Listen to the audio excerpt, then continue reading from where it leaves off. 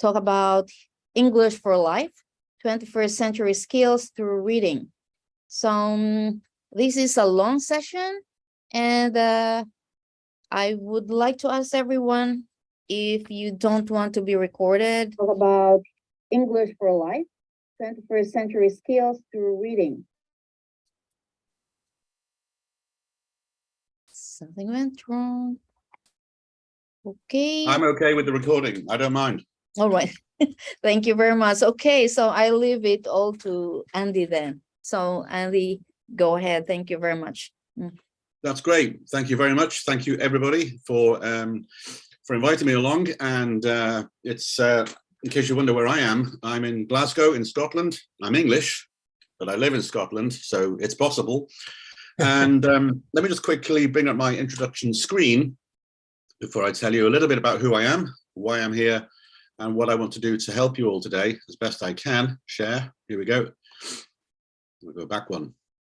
So I'm also opening my chat box so that I know if I ask some questions that you can answer me. So just quickly, I know, put in your favorite book right now, whether it's a book you're reading or whether it's a book you first loved. It could be any book, just so I can see the chat works and activate our enthusiasm for reading. All right, okay. Wow, Siddhartha, Anne of Green Gables. All right, I'll come to mine later. Mine are gonna. I've got two I'm going to show you. Okay, now come on. There must be more people. I'm not starting till I see at least 5 more suggestions. Paul Goldberg, you haven't put. Come on. Wonder. Okay. All right. So the chat works. Catcher in the Rye. Paul, that's dark, man. I used to read that every Christmas. I don't know. That's. I once told somebody that.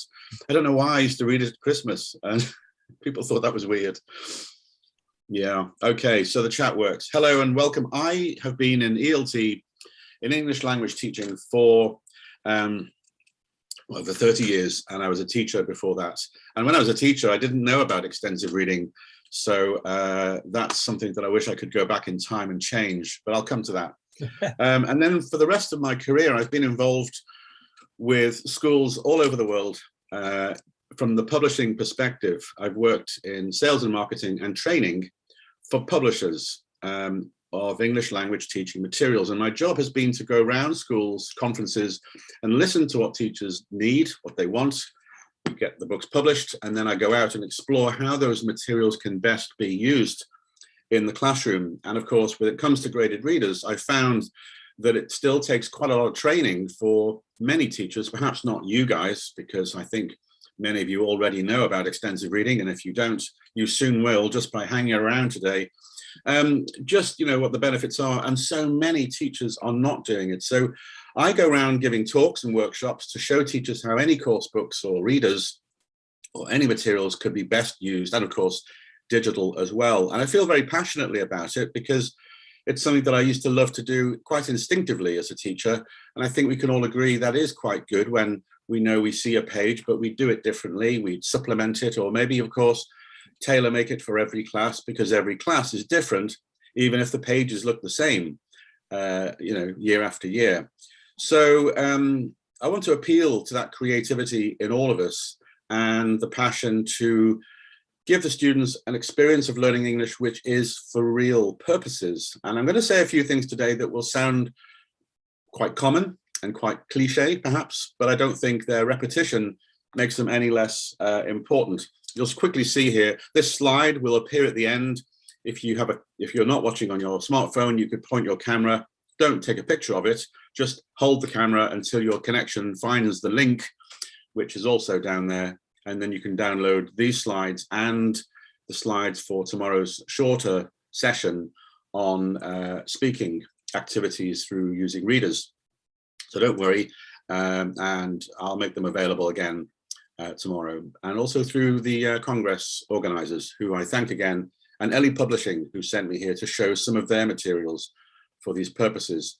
And so the first thing I want to remind ourselves is what happens in the classroom.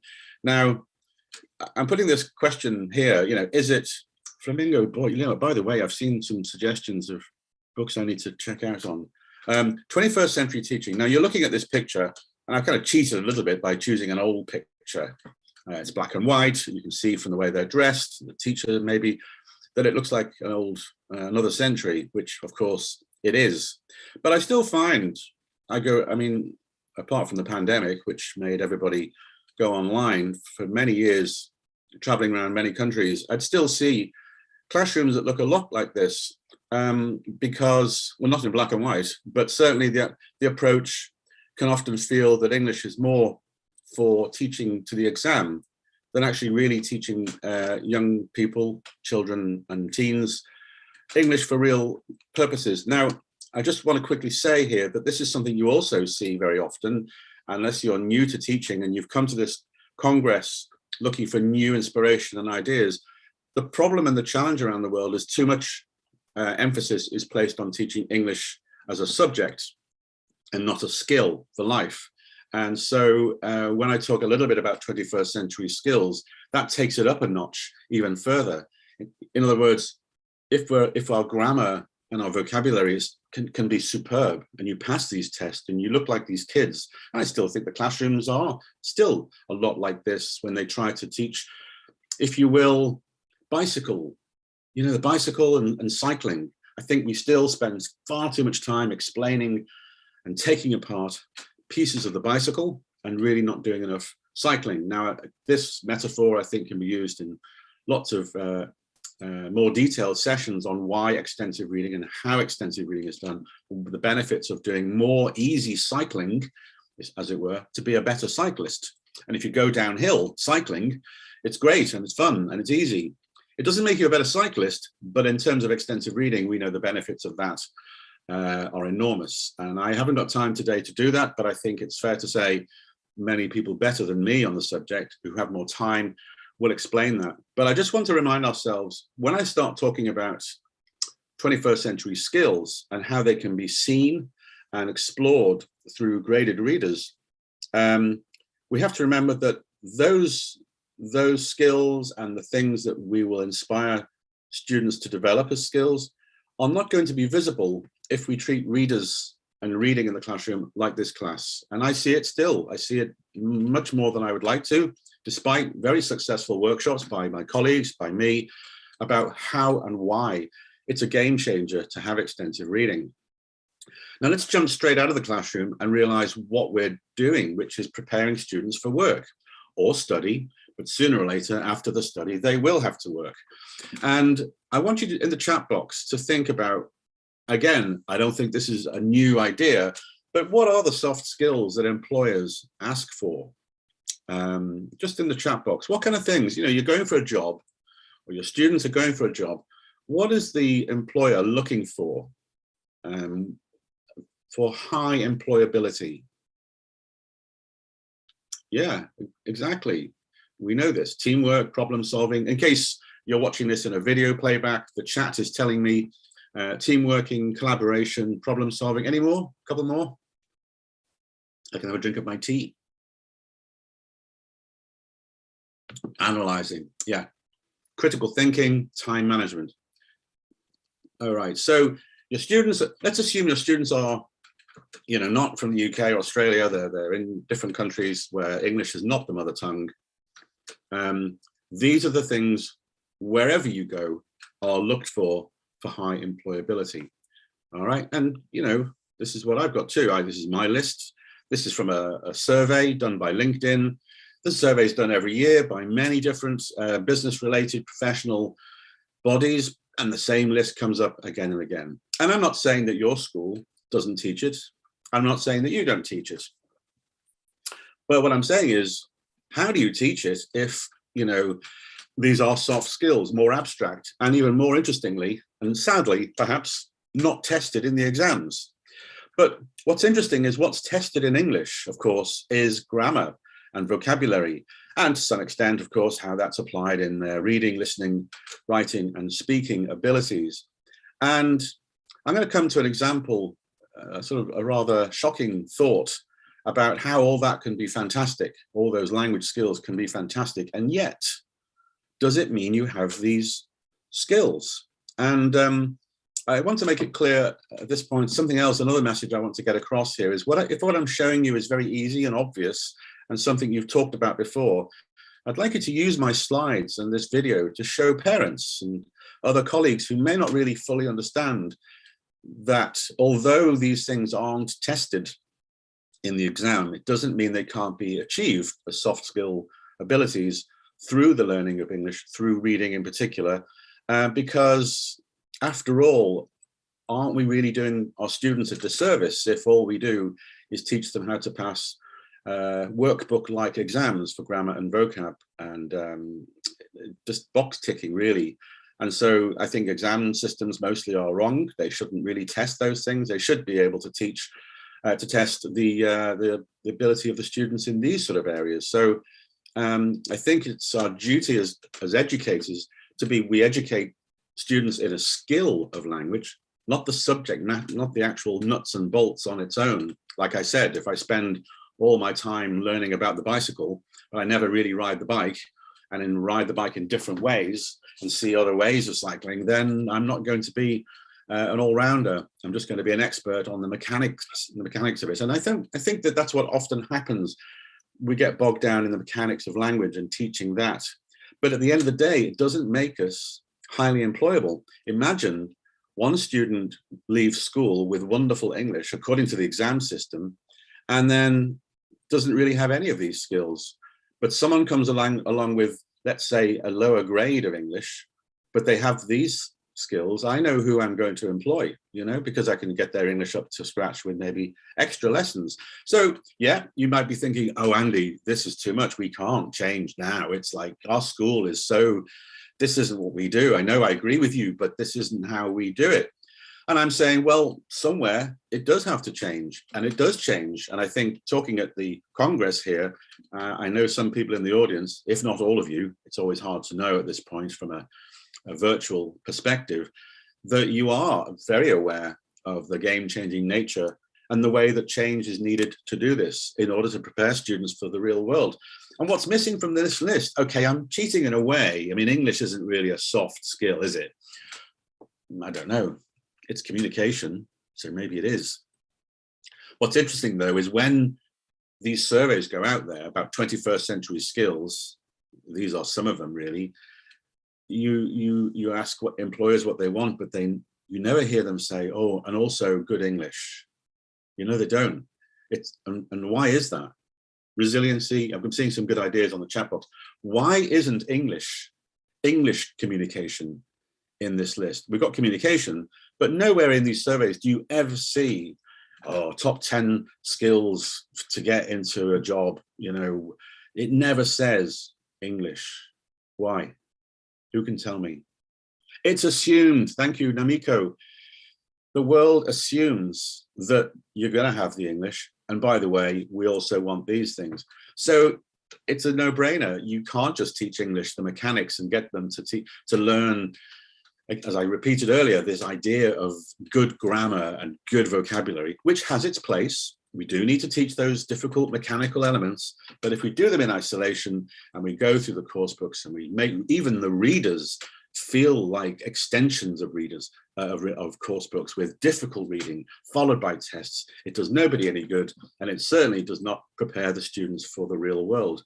And I have luckily been to many schools that are really proactively encouraging the learning of 21st century skills. And the evidence is all out there. And I'm also keeping in mind, as I'll mention at the end, the parents. I'll give you a moment to read this quickly. I don't like talking over slides because no one can listen and read slides at the same time. Well, maybe my wife can. She's pretty good like that. Okay, so here we are. It's in the news, that the employers are saying things like this. Read this one too.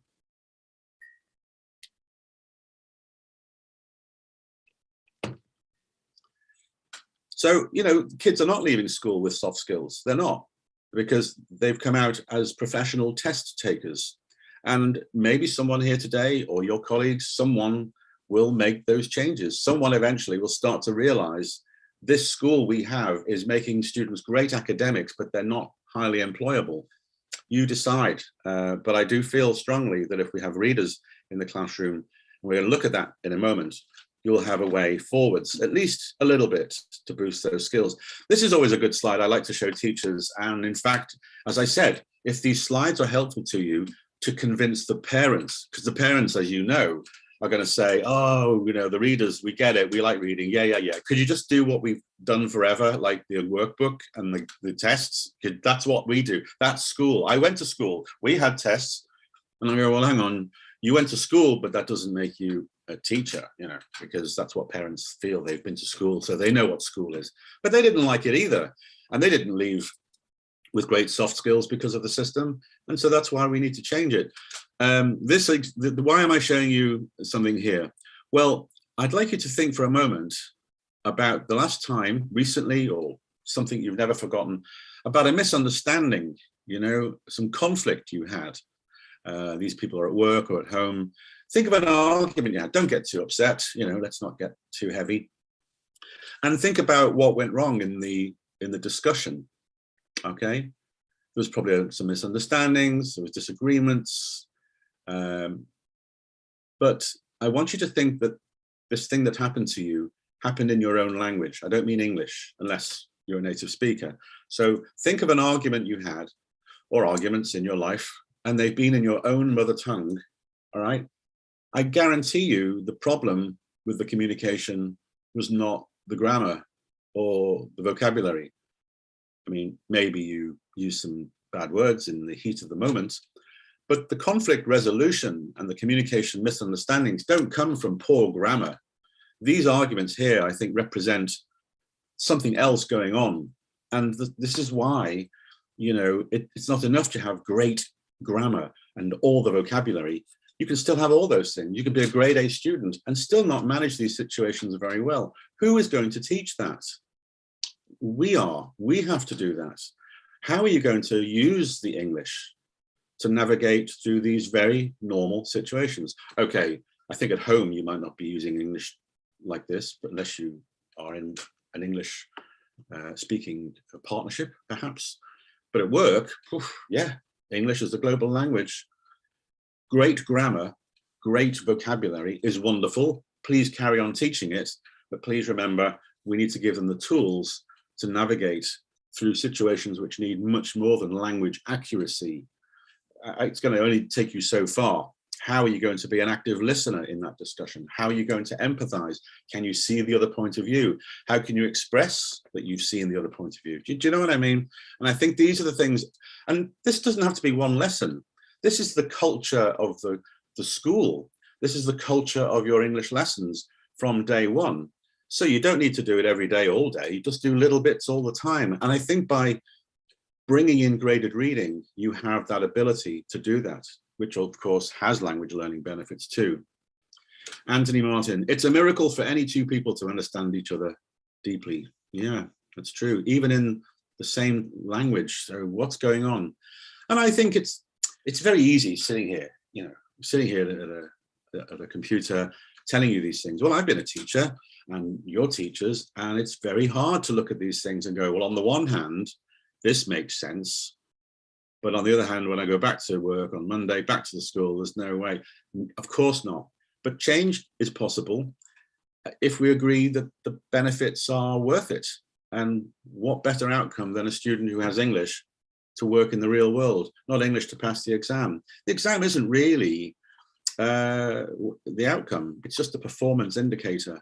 And I wish the exams could change, but just because they haven't changed for a while, it doesn't mean they can't. And so I will keep giving these talks with my colleagues to hope that someone somewhere realizes something has to change.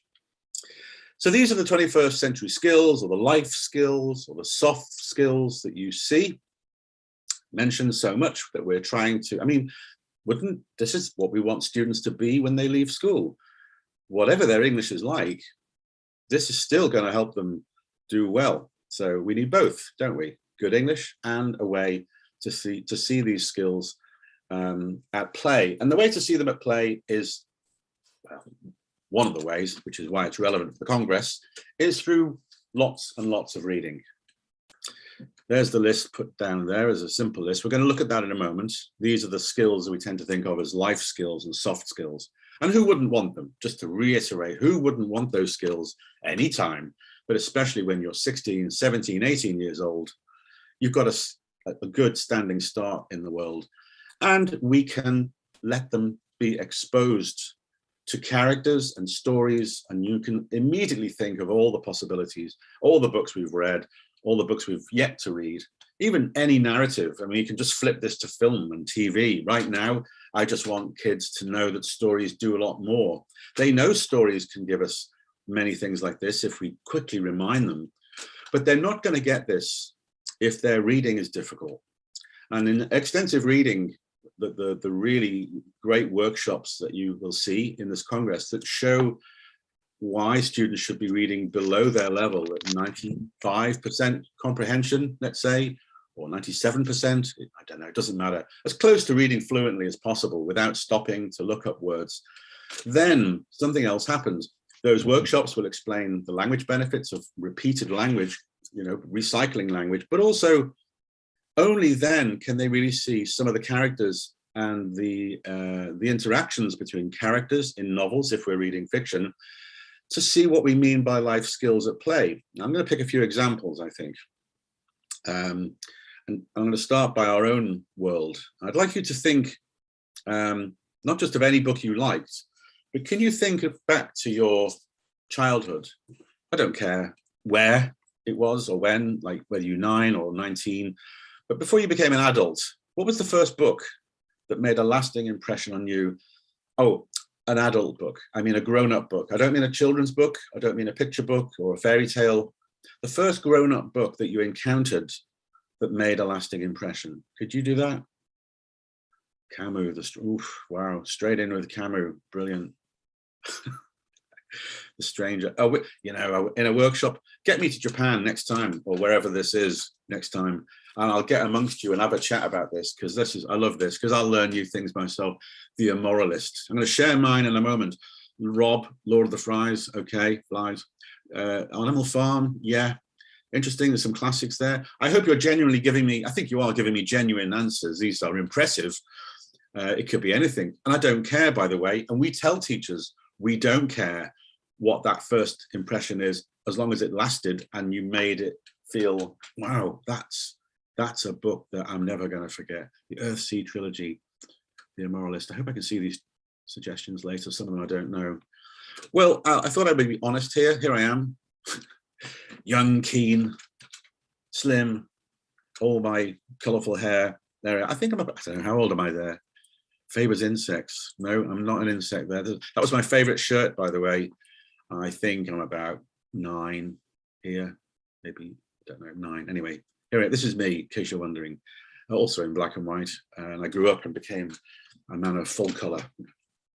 And I can tell you that this book was my first grown-up book, Kon-Tiki's expedition to the Easter Islands, and to explore how those guys just got rafts made and traveled across thousands of miles of Pacific Ocean, and discovered that the inhabitants of Easter Island didn't just start there. They must have traveled, but how did they travel? Now, this book was in a book club. So this was a primary, sort of my last year of primary. This wasn't a set text. We were given each month, I think, a list of books, and we could take it home and ask our parents to buy one. You're familiar with this idea. It still goes on. It's very successful. And I was attracted by the cover. That's all I can say. I didn't know what Kon-Tiki meant. I couldn't even pronounce the guy's name, the Norwegian explorer. I just thought that looks like a really interesting read. And you know what? It was quite difficult for me. I think I picked a book that was quite hard for me. So I skipped a lot of the early part, which, for what it's worth knowing, is about how they raised the funding and got the project off the ground and got all the ideas. So I found myself skipping a bit, feeling a bit guilty. I still do, but I skipped a bit until I got to the bit I wanted, which is why they're in this raft, you know, on the sea. And then I didn't stop then. About halfway through, they're at sea on this raft they've made to show how the original people from South America went over to Easter Island and did it on a raft, and they did everything that they would have done. They used no new technology. This was in the 70s, I think. No new technology. They built the raft based on local resources from the forest. I thought this was fascinating. Now, I want you to know, I was not a reader, and I never really became a reader, you know, because people go, oh, I love reading. I was reading my whole life. I'm a voracious reader. I never stopped reading as a kid. That wasn't me. And in fact, I would say I've always had to really kind of work at reading, not because it's difficult, but or because, you know, it's not enjoyable, because of course it is. I love reading, but I think some people are just wired up to really get books quite quickly. I learned through this book and others that followed a love of reading and the benefits that came later by studying reading. But I think I'm glad I got off to a good start by being allowed to choose. Now that's the phrase. I don't know what would have happened if I hadn't had a book club that allowed me to choose my book. Now, again, that's not breaking news. Hey, this was 45 years ago or whatever, maybe 50, oh yeah, it's 50 years. You know, look, a child had no idea. I don't think we were doing a lot of reading, but the teachers read out loud to us. But the rest of primary school wasn't really very pleasant for me. It seemed quite hard. I struggled, I think. But that book, whoa. And I can remember now being in my room at night, reading this book. And I was in South America. I was in that book. Okay, so you know what it's like to be in a book. You don't need me to tell you that. But that never left me. And here's another one. Let me just quickly bring up the list. I think almost all of these soft skills are in Kon-Tiki and in loads of books. That's my point, of course. But I didn't realize it then, but what I was being exposed to was a lot of the things that go on in, let's say, an expedition in this case. You know, great example. And here's another one, completely different, but boy, did this knock me sideways. Now, this is the old cover because it reminds me of when I was about 15. There's modern editions of it now, new editions. It's been for years. It's called I'm the King of the Castle, and it's been for years on the set texts of English literature classes in the UK. It's about two stepbrothers who come together by the marriage of their different parents. One's mother marries the other's father, and the two boys have to get on. They don't get on, and one bullies the other, and the other one's a very sensitive chap. I was a sensitive chap, and I had a couple of tough times when I moved school once, and I had to just hold my own, cope with the stress, adapt, you know. And this book, now here's a quick thing. Have I got time? I'll quickly tell you. This was a set book, okay? So we didn't like it because the teachers had told us to read it. We didn't like it because we didn't really understand it at the beginning, but it's not difficult. But you knew once you read the chapter, you're going to get an essay at the end of it. So, you know, all this thing about extensive reading, you know, don't test them too much. This is why I get it. When I first encountered extensive reading, I didn't want to like this book because it was put in front of us. Nobody chose it. You know, if it's chosen by the school, there's going to be something clever going on, and I've got to find it and write about it. It just didn't. I don't like it. So what would happen is we would be told to read ahead, one chapter ahead for the next week. Okay, so no one did it. No one ever did that. Why would you do extra work when you'd wing it? And it's a kind of Russian roulette, isn't it? You've got 30 kids. You might not get picked. But if you got picked, oh, you were in trouble. And I used to find that quite stressful. Chapter 1, week 1. Chapter 2, week 2. Chapter 3, week 3. And I'm thinking, this is too stressful. I'm going to get picked someday, and I won't know because I haven't read the chapter. So on week 4, I thought, oh, I better read this. I just don't want to be picked on and given a punishment for not reading it. But listen to that. I'm reading it because I don't want to be punished. So I was already reluctant. Okay. And so I remember sitting there at home one evening and thinking, okay, here we go, chapter 4. Well, of course, chapter 4 made no sense at all because I hadn't read chapters 1, 2, and 3. So then I was forced to confront the really horrible reality of reading much more for homework than I really wanted to, but I did. And I forced myself through chapter 1. It was all right. And then chapter 2 moved on quite nicely. So That was okay. The story emerged quite quickly. Chapter 3, it was getting interesting. I think I was starting to forget it was homework. Chapter 4, the necessary chapter, was worth reading because I wanted to know what happened next. And because I started this soon after that, that last lesson, I finished the whole book before the next week. Now, again, this is not because I was so clever, not because I was so keen. I was terrified initially of not reading enough for this teacher, and I didn't really like it either. So none of this was really supposed to work, but it was a good book. And I had never discovered that. This was not like Kontiki. This was a whole different ballgame. And you don't have to have read the book to understand what I'm talking about. But if you have a scenario here with two boys, and we only know the inner life of one of them suffering from the psychological bullying of the other, and the parents, through the clever writing, not really knowing what's happening in those children's world, and believing that children must be happy because they're playing together, aren't they? And I saw, without being academic, I thought I could see how the author's showing how the adults just don't get the whole world that's going, because kids are always happy, right? Happiest days of your life. So they must be happy. And of course, the internal monologue and the feelings of unhappiness in this boy. And of course, I felt so sorry for him because I felt lucky. My parents were very happy and I had a good childhood with my family. So look at what I've been saying there. Look at those things. Look at those responses. Now, I realized that perhaps without the vocabulary to express it now, then, but I do now.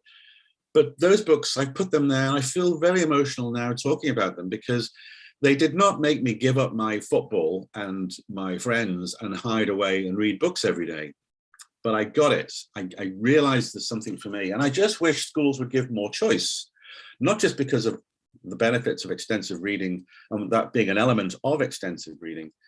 You can see that many readers can be lost. People who could find lovely books might be lost if a system only ever gave them no choice. But I'd quickly want to move on. But that's a really important thing to share with you. And I'm always happy to share that because, and by the way, it was soon followed by another teacher with another book for a few more years. And I hated those books and I didn't like those teachers. I did actually have one good teacher who became a lifelong friend who then helped me understand English literature on the level that we know it can be understood. But that's because by then I chose it. But I must have had a number of dozens of books before the end of my school life, which I hated because I didn't choose them, I didn't understand them, and I had to do essays. And I think I just got lucky with some of these to remind me. That's why we have to keep our students involved in choice. Now, I've got 10 minutes left, I think, before I finish. And I think I want to move into some examples here of how we can simply see these things going on. There's the list again: problem solving, decision making. And look at those covers. Have a little look there. Again, tricky from a remote teaching perspective, but I think you can see my point here. You know, if you just see the range, that's one thing, of course. If I had a class and we're choosing a book, nobody's going to like the same book, so we must offer the choice.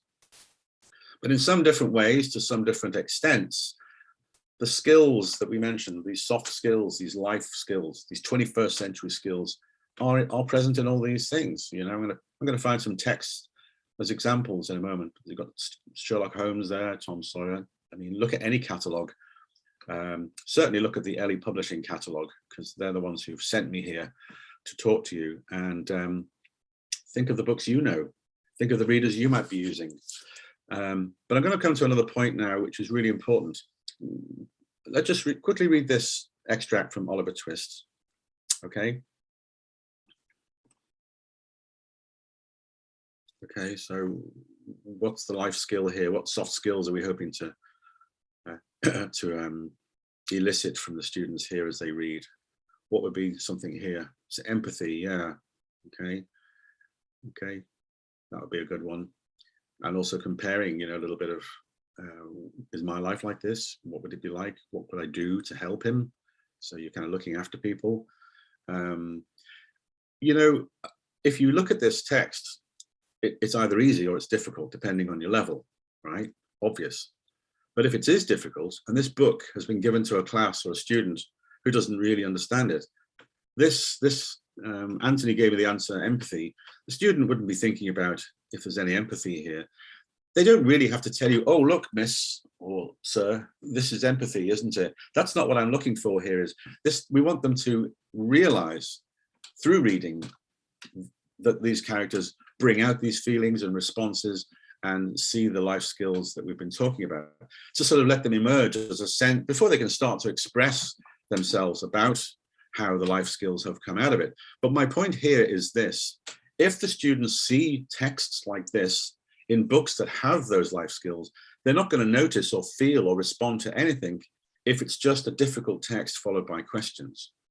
Now, I'm not saying text shouldn't be followed by questions. I'm just saying at an extensive reading congress, I couldn't be in greater company to know that if you're reading below your level without stopping, simply you can follow the story, feel motivated by finishing the books, see language repeated, but also you get the benefit of seeing these characters interact with their stories to let life skills emerge.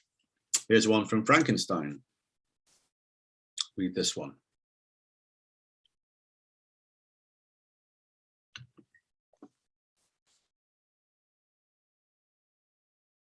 Now, we don't have to be too specific. And again, I don't want to be box ticking about which life skill is this. That would be to sort of undermine the whole idea. But look at the self-awareness, the reflection here in the monster. Of course, it's always great fun, isn't it, telling kids that Frankenstein is not the monster. Frankenstein is the doctor. Frankenstein is actually the doctor who creates a monster. And by the way, as you may know, the monster is a good guy until he meets humans. And then because he hangs around humans too long, they make him into a bad guy. Now that's why we have Frankenstein as a great classic. Now, if you are given that as a student, it's an interesting story, of course it is, but it's impossible to really understand the benefits of the message if it's just one big exercise in looking up words. So that's why. Let's have a look at another example. There you go, Christmas Carol. Christmas is coming, guys. Read this one.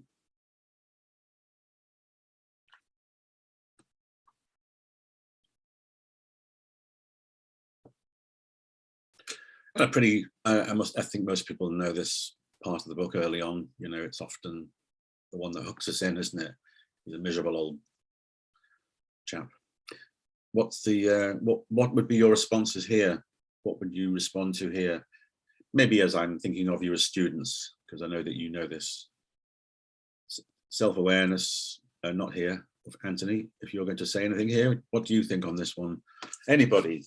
What would we want the students to notice about Scrooge here?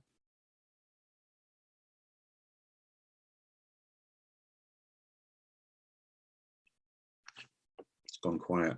This is where I wonder if you can still hear me. Are you still there? Hello? We hear you, Andy. Yes. Yeah, okay. Right, so he's a miserable old chap and he is just not very nice. So now the students are heartless. Yeah, thanks. Heartless, miserable, you know, poor communication. I mean, what kind of communicator would speak like that and expect to make friends? How are you going to make friends with your perfect grammar and your perfect vocabulary, but you speak like this? Nothing wrong with the grammar here, my friends. Nothing wrong with his vocabulary. Just a hopeless communicator, hopeless person. How many people have you worked with who are just not nice, but there's nothing wrong with their grammar? You know, this is how it is. This is the bit. And by the way, I may be preaching to the converted. Great. Use my slides to show others. I want others to see this, especially the parents who will mention at the end, my boss. I didn't want to know. Boy, oh boy. Okay, so here's one. Oh, yes. So here's one more aspect of life skills and 21st century skills, which is kind of, I hate rushing really, but I want to mention it because it is a skill that's really important from a perspective of learning a global language. And although in some cases we talk about surface culture, you know, by surface culture, customs, traditions, Latin sightseeing things, that would be surface culture. But then if you go below the surface, you know, people can use English, but still see the world very differently. And again, by reading about different cultures, we don't just learn about the food they like or their routines, but we may also, in the right book or see enough books, realize that there are different perspectives beyond and below their surface culture. So that's why, you know, non-fiction is really important as well with regard to culture. Now, this is also, as I've been sponsored to talk about Ellie Publishing Materials, they have a lovely series called Real Lives. But don't try and read all this, please. Don't. It's just an example. You can read it later. It's not a. I'm not going to use this text for comprehension or anything. But it's just an example of how if we can get kids to engage with other kids in the books, you know, I mean, maybe Frankenstein could be interesting, but maybe some students, reminding myself not to go over time, some students might just feel, I don't want to do any classics and stories. I want to read about the real world. Brilliant. What I will do with this text very momentarily is just to remind you that graded readers, the graded readers at Ellie Publishing and the ones you read, are repeating language. I mean, it's like sweetening the pill. If it's engaging reading and it's easy to read, and it must be, because we don't want them to read just for, you know, comprehension. That's the job of the course book. If you teach with a course book all the time, we know what happens. It's dull and academic and doesn't really build up reading fluency. But look, there's the text. They're simply repeating vocabulary. So even if they are reading something they're enjoying and developing life skills, I just want to make the point again that we'll see again and again in this Congress that repeating language in the text by nature of its low level allows students to consolidate and learn vocabulary in the sort of longer, deeper memory. Do you know what I mean? So here's an example of, look, here's a nice one. These girls go to school in Sri Lanka on tuk-tuks, those lovely little, what are they? Little mini buses, mini cars. And on the way to school, they see water buffaloes, cows, birds, and peacocks. Well, I live in Glasgow, my friends. I don't see many buffaloes. I don't see any cows. Birds, maybe a magpie or two. Peacocks, no. That is just surface culture, I realize. But hey, this is a little bit like one student might read this book and feel like I did when I read Kon-Tiki, you know, a whole new world. And I did want to travel. My dad was a traveler. He went to sea. He was a sailor, engineer at sea, and I wanted to be like him. So I'm living the dream. Well, I usually travel, not sitting at a computer pretending to travel. And of course, if you do want to do a little bit of testing, nothing wrong with that. Just don't do it all the time. Just use a little bit of the books. And here in Ellie's graded reader, they do things on the 21st century skills as well. So that's really important that we ask the students to reflect on what they're reading and what they're seeing. And there's a thing about comparing, doing a survey. All right, so that's a lovely series called Real Lives. And then again, in any class, if I showed that slide, you wouldn't get all the kids asking for the same book, which is another reason why they need choice. You know, if I all force them to read, I don't know, My Bolivia, I don't know, they may not all like it, but somebody would prefer to read about Iceland. And that's why choice is important. If we only did My Bolivia and they never knew about those other books, you know, it happens. So I just want to reiterate that lovely point about extensive reading is need to let students choose and to build a program that allows them to take their time, choose books and read on their own without too much testing. But there are lots of support materials out there. I think through the Congress, you'll be aware of all the things, resources at the Extensive Reading Foundation. Ellie here, if you put your camera and hold it with your connection, you'll get that URL for their free guide, which is how to use readers, or how to use the Ellie readers in particular, and lots of activities to get them engaged with stories, characters, and themes. So it's important that we use those resources and make time for it. You know, I actually make time to read these sorts of things, not because I'm a trainer, but because I know that I'll get too busy and rely on my existing knowledge, and I don't want to do that. You know, I want to keep it fresh. So, I don't know, think of a time in your week when you have half an hour to be on your own with something new. At the end of today, how many slides and PDFs will you have? Which ones are you going to read? Make time, spend the next few months going over your notes, because we'll be better for it, right? So I hope that will allow you to consider a school culture change in both extensive reading, and to think about how 21st century skills could be better implemented into our curriculum designs around English, and keep looking for opportunities in your course books and by using readers. I'm just quickly seeing if there's any chat I've missed here. Are they better than universities to work at? Are they better than universities to work at? Sorry, Mahinda, I don't know what that means, but I'm going to be in a breakout room for my talk. If you go to the breakout room in a few minutes when I finish, it's a breakout room called English for Life, 21st Century Skill. I'll hang out there. Andy, sorry. That just came to everyone. That was by mistake. That was not a question. Oh, yeah. Okay. Yeah, no problem. So I think what I say is, if things that you see in this talk and other talks at the Congress are about, makes you think, oh, I wish we did this, you can, just even a little, go back to your colleagues. You'll hear it again and again. You can't do it on your own. You can't do it overnight, but it can be done, and it is done. And I've been to places that said we don't have a culture of reading in our country, and they do it. And I think change, as we know, takes time. It takes collaboration. It takes evidence. So the evidence is there. We know that this works. Not just extensive reading, bringing about fluent readers with a better language competence, but also the life skills benefits. And also, I think finally, even if you're on board, and even if you can use these slides and other people's slides to get your boss on board, because many school bosses don't understand, and they just think they should be doing what parents want, then we need to educate the parents too. And all the things I've said today and what you learn at the Congress can be put together to show parents that we don't have to keep doing the same thing. If you do what you've always done, you're going to get what you've always had. And do we want what we've always had? Do we want to go back to that old classroom full of tests? And again, you may be with me, you know this. Let's keep educating the people who don't know, colleagues who may feel it should be the way it was. And the exams may change in time. And if we can change that, that's great. So we need to make sure the parents fully understand what we're doing here. It's not reckless. It's not stupid. It may be unfamiliar, but we know that challenging the unfamiliar is not necessarily a bad thing. And so on that basis, I'd like to thank you all for listening, taking part. Use these slides any way you like. There's no copyright issues. And I've been very pleased to be part of it. I'll be here again tomorrow to talk about speaking activities with primary readers. And if you contact me on my email, if for some reason you're not getting the links here or you're not getting the slides, email me at andy@eltconnections.com, and I'll be more than happy to send you these slides. I'll also send them to the Congress